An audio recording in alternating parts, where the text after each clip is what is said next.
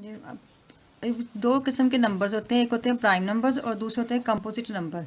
अब मैं आपको बताऊंगी कि प्राइम नंबर्स कौन से होते हैं। प्राइम नंबर्स वो होते हैं जो कि सिर्फ और सिर्फ अपने पे डिवाइड होते हैं, यानी कि किसी भी टाइम टेबल में नहीं आते हैं।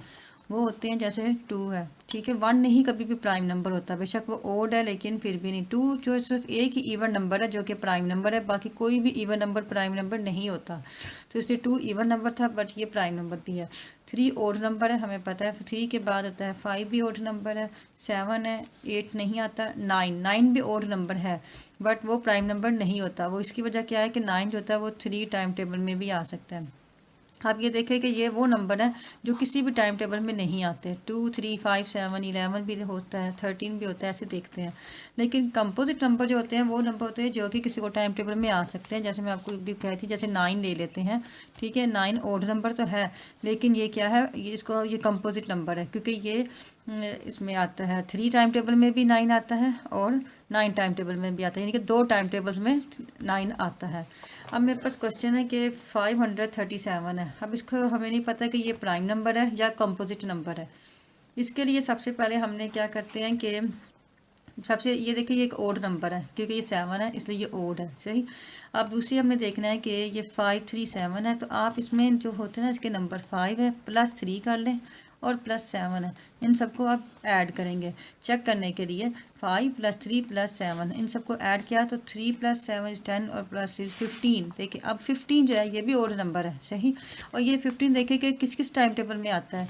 15 जो है वो आता है 3 टाइम टेबल में भी आ सकता है। 15 5 का भी, यानी कि इसके फैक्टर कौन कौन से बन सकते हैं, वो 3 भी है, इसका 5 भी है और 15, यानी कि ये 3 टाइम टेबल्स हैं जिसमें ये आ सकता है, ठीक है। तो मैंने आपको बताया था कि जो सिर्फ एक टाइम टेबल में आते हैं, सिंपल एक में, यानी कि बस अपने में, उसको प्राइम नंबर कहते हैं। और ये जो है इसमें 3 फैक्टर्स बन गए हैं, तो ये इसका मतलब है ये कंपोजिट नंबर है। इसको हम कहेंगे ये कंपोजिट था, POSIT। ये हमारे पास कंपोजिट नंबर है। हालांकि ये भी हमारे पास ओड था, इससे नहीं पहचान होती है। देखना है कि अगर तो ओड है नंबर, सही, पहली बात तो ओड होना चाहिए, सही।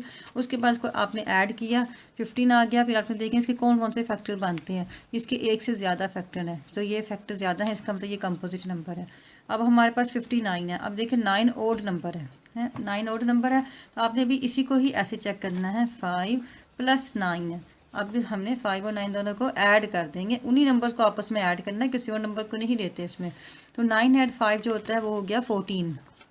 अब 14 जो है ये आपने देखना है कि ये किस किस टाइम टेबल में आता है। तो ये आपको पता है ये 2 में भी आता है, इसका फैक्टर हो सकता है 2 में भी आ जाता है, और उसके बाद 7 में भी आता है। अब देखिए ये मोर देन ज़्यादा हो गया, यानी कि एक से ज़्यादा फैक्टर आता है, 14 में भी आता है। तो ये भी कंपोजिट है, ये प्राइम नंबर नहीं है, ये भी कंपोजिट है। अब जैसे मेरे पास तीसरी क्वेश्चन में है कि 47 है। अब इसको भी चेक करके देखते हैं वो कैसे आता है। 4 + 7, क्योंकि से कि 7 ओड नंबर है, तो इसको हमने ऐड किया। 4 + 7 = हमारे पास आ जाता है 11, सही। अब 11 जो है वो क्या है, कौन कौन से टाइम टेबल में आता है। 11 किसी भी टाइम टेबल में नहीं आता, जस्ट एक में ही आता है और वो 11 ही होता है। और मैंने आपको बताया था कि ये जो नंबर्स होते हैं ये प्राइम नंबर्स, देखिए 11 प्राइम नंबर में आ रहा था, तो इसलिए 47 जो है ये प्राइम नंबर है। वो इसलिए प्राइम नंबर है कि ये जो 11 है ये किसी भी टाइम टेबल में नहीं आता, जस्ट 11 में ही आता है, तो इसलिए 47 जो है वो प्राइम नंबर होगा।